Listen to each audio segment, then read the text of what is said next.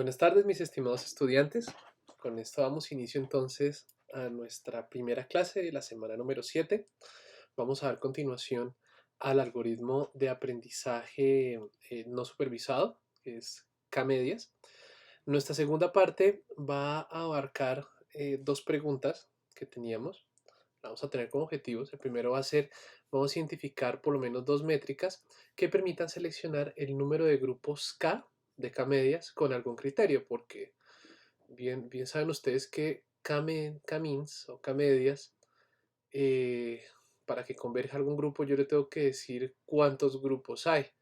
Si no tengo ni idea cuántos grupos hay, pues hasta ahorita no tenemos alguna manera de saberlo. Simplemente corremos para 3, para 4, para 5 grupos, pero hasta ahora no tenemos alguna manera de saber cuál agrupación es mejor que otra.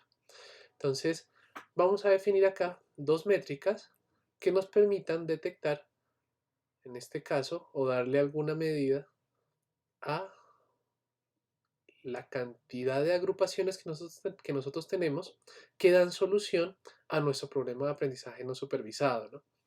Para una persona es muy fácil en dos dimensiones saber cuántos grupos hay. Nosotros queremos volver eso un número.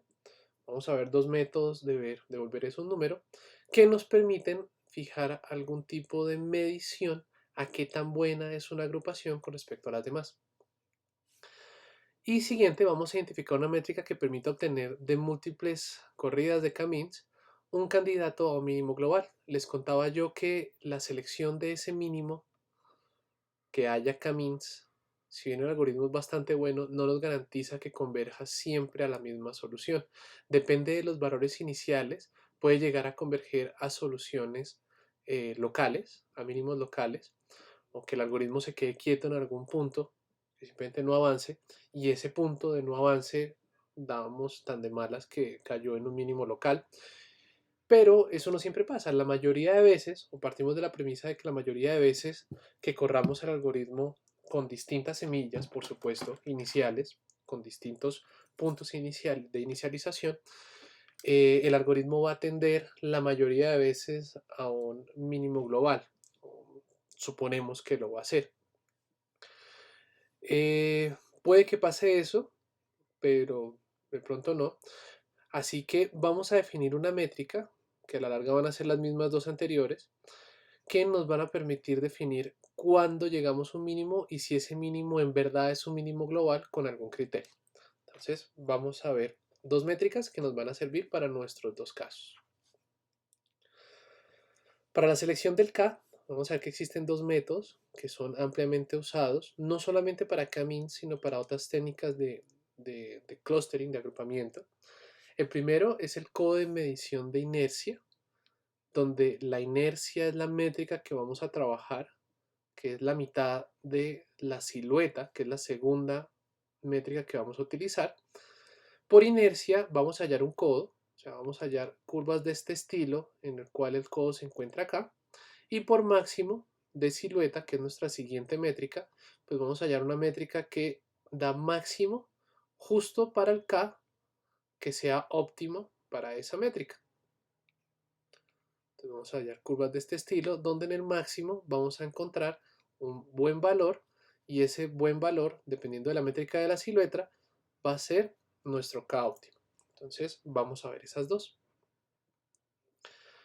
La primera, que es la inercia, también se conoce como criterio de la suma de los cuadrados de distancia entre grupos. Se define la inercia como la suma de todas las distancias que hay entre los centroides de cada grupo a cada miembro del grupo. Si ustedes ven, la inercia definitivamente depende de K. En el ejemplo que tenemos acá, a la mano derecha, supongamos que tenemos tres grupos. Es como la agrupación más obvia. Así como hay tres, yo también pude haber definido, por ejemplo, que estos dos hacían parte de un solo grupo y cuyo centroide se encontraba de pronto por acá. Entonces yo puedo hallar esa inercia también para estos dos grupos, donde tengo un grupo grande aquí definido en rojo y un grupo pequeño aquí definido en azul. Entonces tendría que hallar la distancia de ese centroide a todas las demás muestras. Eso me daría una medición cuando yo sumo todas esas distancias. Si a esas distancias le sumo ahora las distancias que están aquí en azul, ustedes van a notar que para dos grupos voy a tener una medida más bien grande de distancias, porque la suma de todas estas distancias es mayor que la suma por separado de estas distancias más estas distancias que están en verde más esas distancias que están en azul. Así que si grafico esas me da un valor. Si tomo solamente dos grupos, esas medidas de distancias van a ser un valor más grande. Si tomo un solo grupo, el centroide debería estar como por acá y esas distancias aún van a ser más grandes.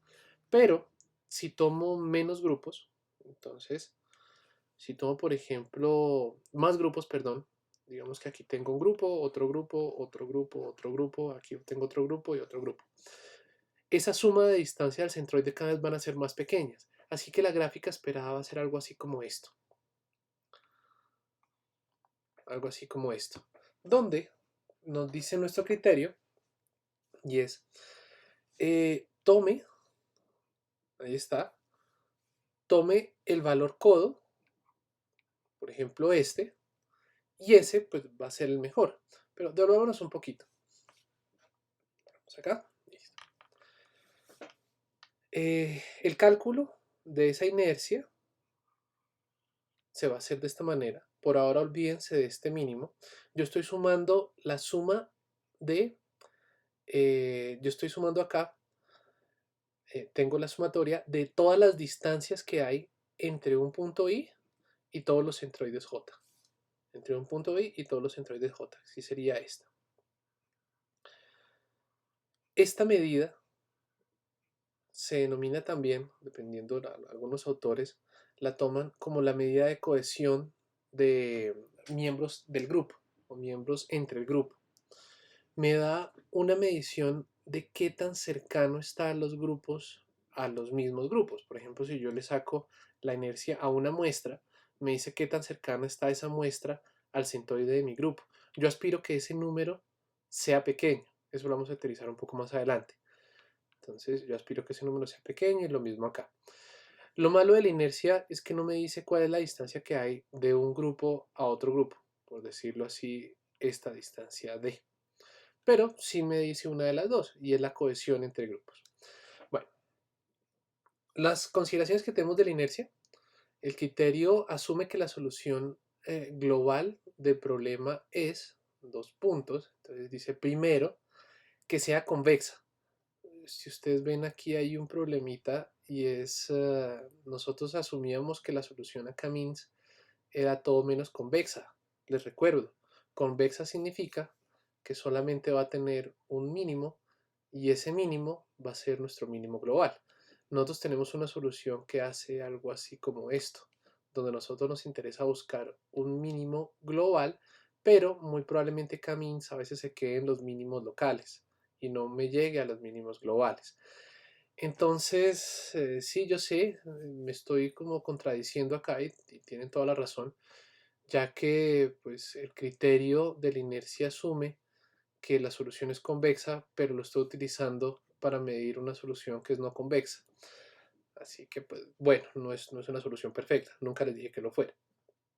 Y el segundo criterio que asume es que sea isotrópica. Les recuerdo, la isotrópica significa que ustedes tienen una variable aleatoria x1, que es, bueno, de su vector de muestras x, tienen x1, tienen x2, etcétera, etcétera, etcétera. Que sea isotrópica significa que si ustedes hallan una matriz de covarianza, recuerdo que esa matriz de covarianza es una matriz de este estilo, donde en la diagonal se encuentran las varianzas. Aquí tengo x1 con x1 y aquí tengo x2 con x2, entonces ahí está, en la diagonal de esa matriz se encuentran las varianzas y en las demás se encuentran las conjuntas de x2 con x1 y de x1 con x2. En este caso esta es esta misma y es esa covarianza de una con respecto a la otra. Cuando son independientes, nosotros tenemos que esa matriz de covarianza va a dar una diagonal, donde en la diagonal se encuentran los valores de la varianza de nuestras muestras, ¿no? Eso también quiere decir que las muestras se encuentran que las muestras son independientes entre sí, o sea que x1 es independiente a x2. Eso a veces se cumple, a veces no, pero por lo menos nuestro criterio de la inercia asume que eso es siempre, que eso es cierto. Yo sé, las dos no siempre se cumplen, es más, la primera casi nunca se cumple, de que sea convexa, y la segunda puede que sí se cumpla, de que las muestras sean independientes entre sí. Cuando eso se cumple, nosotros tenemos que los clusters que se crean clusters que son, cuando eso no se cumple, perdón, se crean clusters alongados, no radiales, o sea que las muestras no se van a encontrar con un centro y equidistantes a ese centro que generan nuestro cluster, sino, por ejemplo, muestras que se van a distribuir así, como donas, por ejemplo. Esto ya definitivamente no cumple ese criterio. Aquí yo tengo que x1 y x2 me genera dos clusters, aquí estaría un cluster y aquí estaría otro, o por ejemplo elipses, o por ejemplo, ahí están como pan de bonos, de este estilo, ¿no? Donde aquí tengo un cluster y aquí tengo el otro, un grupo y aquí tengo el otro. Entonces, esto de aquí ya serían ejemplos en los cuales pues no nos va a servir nuestra métrica de la inercia. Sin embargo, pues para los casos que sí nos sirven, que van a ser una gran cantidad de casos, los clústeres sí van a estar bastante separados, ¿no? O sea, yo tengo aquí un clúster, aquí tengo un clúster, aquí tengo otro clúster y yo estaré calculando la inercia entre los miembros de ese clúster. Aquí está, esto nos da un valor y esto aquí nos daría otro. Bueno, otro problema de la inercia es que no es una métrica que se encuentre normalizada. Definitivamente va a depender de los grupos, lo cual es bueno, de la cantidad de grupos que yo tenga. Y también va a depender de su tamaño comparativo entre ellos, lo cual es malo. ¿Por qué? Ustedes pueden tener un grupito acá muy pequeñito, el cual se encuentra muy junto, muy pequeño en tamaño considerando el resto, y este grupo aquí no va a aportar mucho a la suma de los demás. Entonces esto aquí no es muy bueno, pues porque eh, casi que no lo tendría en cuenta, ¿no? Inclusive no aportaría a este grupo si yo veo la diferencia entre tener 4 clusters y tener 5 clusters. Tampoco sería mucha la diferencia entre esos dos. Por lo tanto, el codo va a ser un poco difícil de ver, el que vamos a ver un poco más adelante. Depende de la cantidad de dimensiones de X y eso también es un problema. Para dos dimensiones, como el ejemplo que tienen aquí a mano derecha, no es tan grave, pero si le subimos la dimensionalidad, el hecho de que sea no normalizada, significa que si le subimos la dimensionalidad también, esa, eh, esa magnitud de la inercia se va haciendo muy grande y va a depender también de la cantidad de dimensiones que nosotros tengamos. Si nosotros calculamos la inercia de una matriz X de una dimensión altísima, 100, 200, pues va a dar 100 o 200 veces más grande que si calculamos la inercia de una matriz X con menos, eh, con menos características, ¿no? Así que crece también con respecto al número de características y eso a veces no es tan bueno porque no nos deja comparar inercias del mismo conjunto de datos, pero quitándole características con un conjunto de datos más grande. Entonces, por ejemplo, ese tipo de cosas ya no lo deja hacer y no funciona muy bien normalizar simplemente por el número, dividir por el número eh, de características que tengamos. No funciona, ya que uno crece también con respecto al número de características y con respecto al número de muestras y otro solamente con respecto al número de características, ¿no? Entonces la normalización no está muy bien definida, de pronto no hay muchos estudios que conozca que trabajen sobre el tema, pero igual nos sigue sirviendo. Entonces, les decía yo que la métrica de la inercia se halla para cada valor de k. Aquí hallamos la inercia para k igual a 1, para k igual a 2, para k igual a 3, para k igual a 4, a 5, a 6. Y nos interesa justo los puntos de codo, donde ya empiezo a disminuir, pero ya esa disminución no es tan visible, no es tan pronunciada como la primera parte. Entonces esto me diría que para k igual a 3, aquí tengo mi mejor punto de inercia. Eso lleva una desventaja y es que a veces el codo no es tan bonito como este, sino se ve algo mucho más suave. Entonces queda la objetividad ya totalmente descartada porque yo la puedo poner acá, pero algo me dice que también la puedo poner acá o también la puedo poner acá, ¿no? Inclusive la puedo poner un poco más arriba, de pronto este no sería tan bueno, pero este de aquí sería mejor.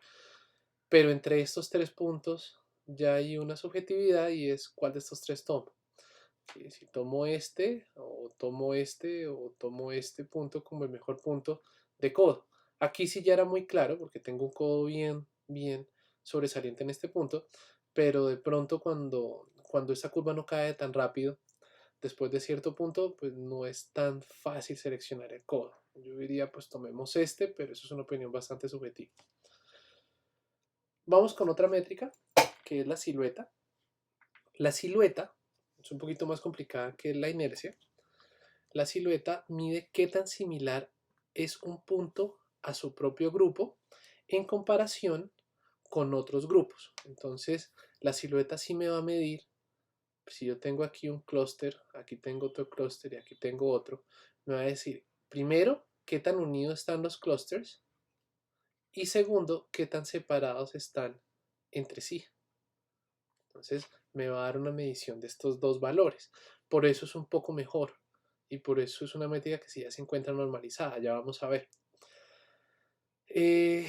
Entonces tenemos, se tiene una medida de la distancia dentro del grupo A y una medida de la distancia entre una muestra y la muestra más cercana del grupo del que esta muestra no es parte.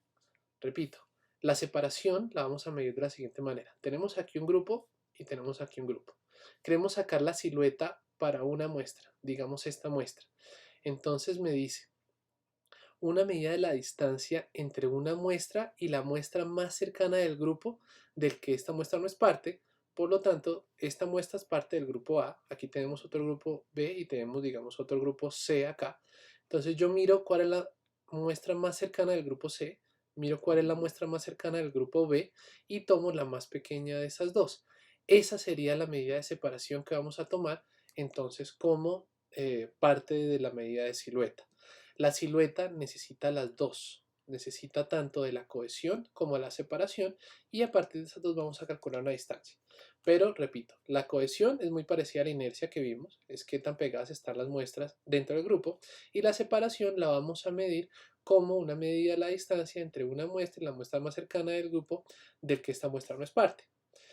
Entonces, miremos cómo se calcula en la práctica. Estas dos fórmulas pueden presentar variaciones dependiendo de la implementación que ustedes estén usando. No, he notado que no todos utilizan la misma, sin embargo, la más común es la que hablaba Leonard Kaufman en su paper, aquí lo pongo abajo, y es básicamente esta misma, ¿no? Entonces tenemos, tomé las ecuaciones de ahí, por cierto, por eso no tienen la misma notación que hemos seguido hasta ahora. Decimos que para un punto X, para un punto Y, perdón, X es como lo hemos venido llamando siempre, pero supongamos que el punto se llama Y, es un punto de nuestro clúster, digamos este sí, y aquí tengo otro clúster, y aquí tengo otro clúster. Listo, entonces tenemos que para un punto Y, este señor de acá, que pertenece al grupo CI, entonces este es el clúster CI, se define la cohesión como. Entonces la cohesión como va a ser 1 sobre el número de clúster menos 1, o sea, la cantidad de clúster que tiene este menos 1, porque no lo estoy calculando para I con I, entonces por eso le estoy restando esta muestra. 1 sobre la cantidad de muestras en I menos, en el clúster I menos 1, por la sumatoria, entonces ahí está, por la sumatoria de distancias que hay entre I y otro J, donde ese I y J también está en el clúster I. O sea, estoy sumando todas estas distancias. ¿Se les hace familiar? Es definitivamente lo mismo que la inercia, solo que la inercia lo calculábamos para el centroide. Aquí lo estamos calculando para otra muestra. Me devuelvo un poquito más y les muestro. Entonces, nosotros lo calculábamos es solamente para el centroide. Aquí lo estamos haciendo generalizado la silueta para cada muestra I de nuestro grupo. Entonces, esto lo vamos a calcular para todas las... Eh, perdón, para un punto I en especial. O sea, la silueta se calcula para una muestrica I. ¿Bien? Y A lo calculamos como la distancia que hay desde esa muestra I a todas las demás dividido por la cantidad de distancias que vamos a sacar. O sea, estamos sacando el promedio de distancias. D sub i j es la distancia entre dos elementos del grupo C sub i, y este valor absoluto de C sub i menos 1, no se dejen confundir, esta simplemente es la cantidad de muestras menos 1 de elementos del grupo I, del clúster I. Luego vamos a definir otra métrica, no es la silueta, no es A sub i, no es B sub i, vamos a definir otra métrica, como definimos la disimilitud media del punto I con algún grupo C sub K. Entonces vamos a volver a sacar de este grupo I, de este punto I, vamos a hacerla con otro grupo C sub K, digamos que este es K igual a 1 y K igual a 2, y este era el grupo K igual a 0, entonces tenemos tres grupos. Entonces sigo, dice, como la media de la distancia desde I a todos los puntos en C sub K. Entonces sacamos la distancia de I a todos los puntos en C sub 1 y sacamos la media de C sub I a todos los puntos en C sub 2. Ahora dice, la separación es entonces la mínima distancia media de I a todos los grupos en cualquier otro grupo del cual I no es miembro. Entonces yo saco la media, pongámosla aquí en otro color, pongámosla aquí en fucsia. Hace rato no uso el fucsia. Listo, esta es la media. Y pongamos la otra media al otro grupo. Pongámoslo en verde. Entonces aquí, listo, la pusimos en verde. Yo saco cuál es la menor entre la verde y la fucsia. En este caso pues sería la fucsia, creo yo. Y esa sería la separación. Entonces hallamos dos. Hallamos A sub i, que es la cohección, que es el promedio de todas las distancias, menos pues con el punto consigo mismo, por eso lo estamos dividiendo sobre el número del clúster menos 1, y como la separación, donde la separación es la mínima de todo, del promedio de distancias del punto C sub i a todos los demás clústeres, ¿no? Entonces saco el promedio de este clúster y me da el magenta, o fucsia, perdón, y saco el promedio de todos este clúster y me da el verde, y saco cuál es el mínimo de esos dos, y eso lo vamos a llamar la separación. Entonces la separación es el mínimo entre el promedio de las distancias que hayan a los demás clústeres. Ahora dice, la silueta para un punto I se va a definir como B sub I, la separación, menos A sub I, la cohesión, sobre el máximo entre la separación y la cohesión, siempre y cuando ese C sub I sea mayor a 1, o la cantidad de elementos que haya en C sub I sea mayor a 1, y 0 si la cantidad de elementos del clúster es solamente 1.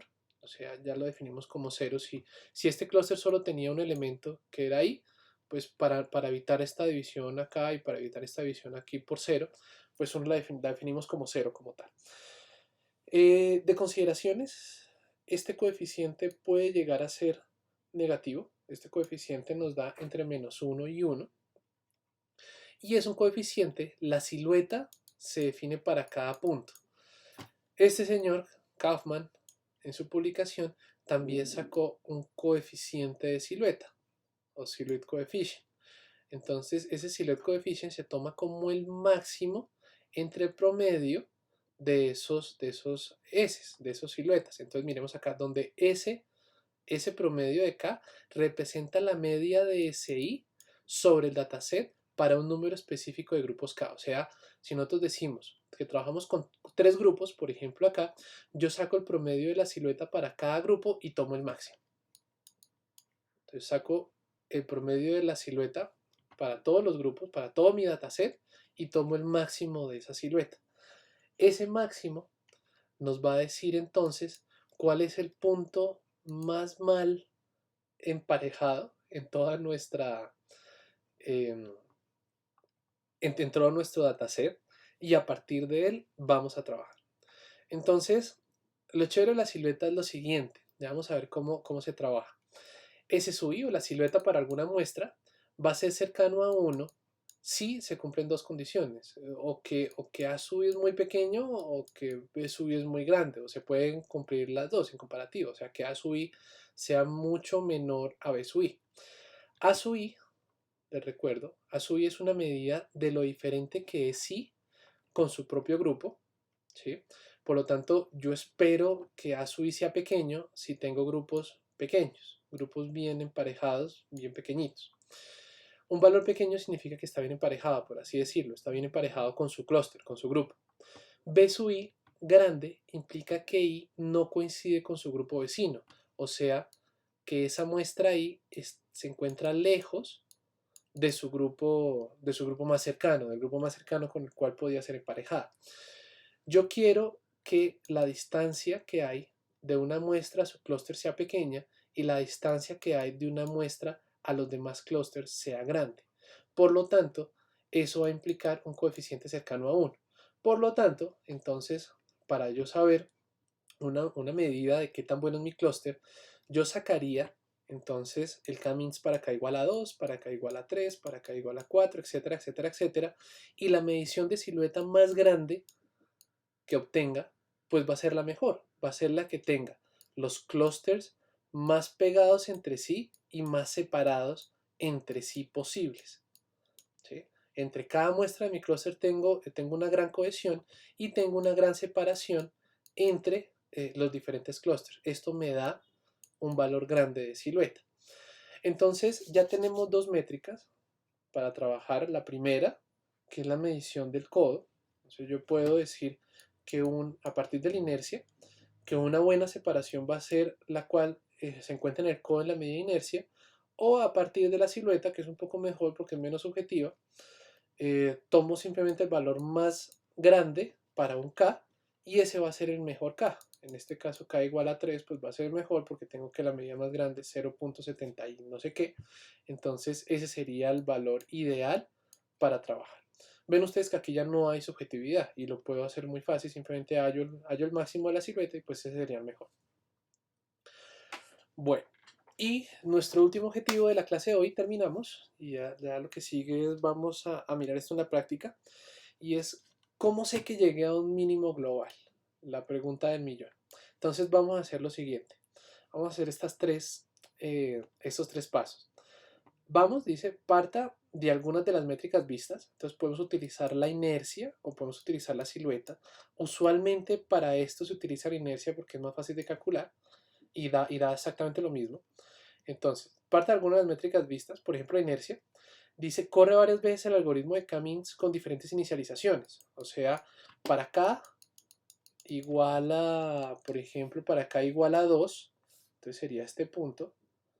Entonces vamos a correrlo varias veces, inicializándolo siempre en diferentes puntos. Bueno, dos nomás, ¿no? Inicializando, por ejemplo, la primera vez acá y acá, la segunda vez acá y acá, la tercera vez, por ejemplo, aquí y acá. Inicializamos varios puntos, trabajamos varios puntos iniciales de K-means, en este caso 2, y miramos a dónde converge. Le sacamos el coeficiente, en este caso le sacamos la inercia, y vamos a tomar el resultado que tenga la menor inercia posible. Entonces ese lo tomamos como nuestro mejor coeficiente de K-means. Hacemos lo mismo para K igual a 3, para K igual a 4, para K igual a 5, y si ustedes ven, vamos tomando como el mejor K para K-means, o la mejor respuesta para ese K-means, para K igual a 2, 3, 4, como el de menor inercia. Entonces aquí vamos sacando como el de menor inercia, y eso nos va a dar una curva, y esa curva sí la podemos trabajar para darle un peso a qué tan fiable es nuestra inicialización de K a la hora de hallar el menor peso posible. Ahí está, el menor peso posible para nuestra inercia.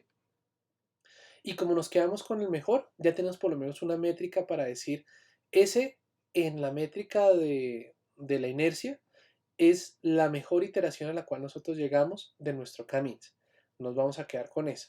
Si no queremos trabajar con la inercia, sino con la silueta, entonces nosotros vamos a volver a repetir otra vez nuestro experimento. Lo trabajamos para, por ejemplo, acá, K igual a, K igual a 2, K igual a 3, K igual a 4, y vamos tomando el experimento con la mayor inercia como el mejor.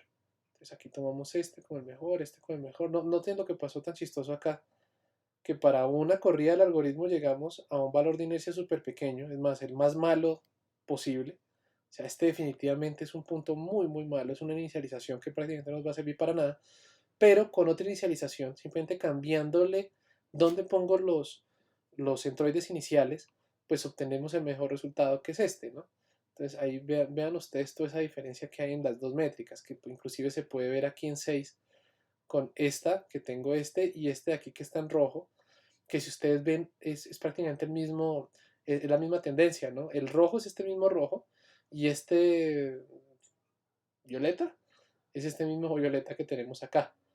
Entonces ven ustedes que las dos métricas nos sirven, por lo tanto es usual encontrar es la inercia, ya que es mucho más fácil de calcular, tiene la mitad de cálculos que la silueta, solamente es calcular A de la silueta, entonces uno usualmente usa la inercia, porque simplemente es más fácil calcular y nos está dando la misma medida, y acá obtenemos el valor mínimo de inercia o el valor máximo de silueta y nos quedamos con esa iteración. Entonces en este caso nos quedaríamos con esta iteración, con la que tuvo estos resultados, por ejemplo, este valor de acá, este valor de acá y este valor de acá.